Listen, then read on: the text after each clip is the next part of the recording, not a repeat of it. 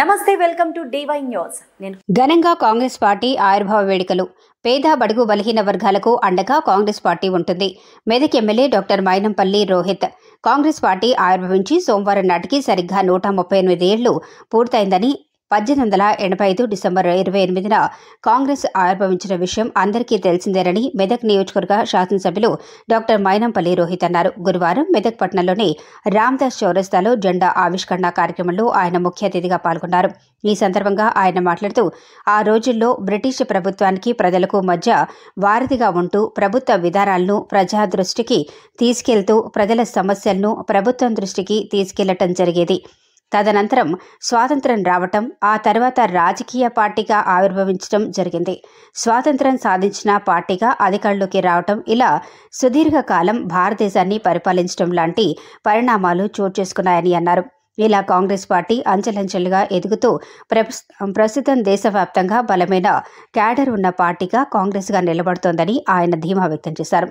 ఈ కార్యక్రమంలో పట్టణ కాంగ్రెస్ పార్టీ అధ్యక్షులు గూడూరి ఆంజనేయులు, బ్లాక్ కాంగ్రెస్ పార్టీ అధ్యక్షులు హఫీజ్, మాచవరం సర్పంచ్ సంజారాణి శ్రీనివాస్ చౌదరి, మెదక్ మండల అధ్యక్షులు శంకర్, పట్టణ కౌన్సిలర్లు దాయర లింగం, ఆవారి శేఖర్, మాజీ కౌన్సిలర్లు దాయర రవి, పోచెందర్, SD జ్యోతి, కృష్ణ, కీర్తి, రితేష్, గూడూరి అరవింద్, శ్రీనివాస్ రెడ్డి, సాదిక్, మైసన్, మన్సూర్, పద్మ, మనోజ్, లల్లు, హరిత, రమేష్, సలీం, బోయిని కిష్టయ్య, రాజలింగంతో పాటు తదితరులు పాల్గొన్నారు.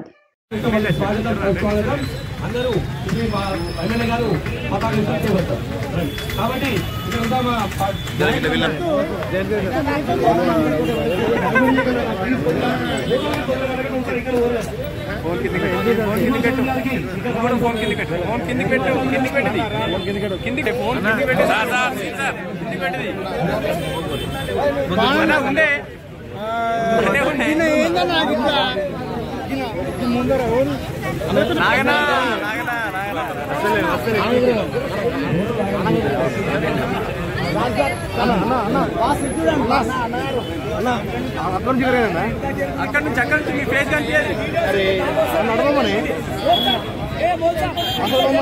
అసలు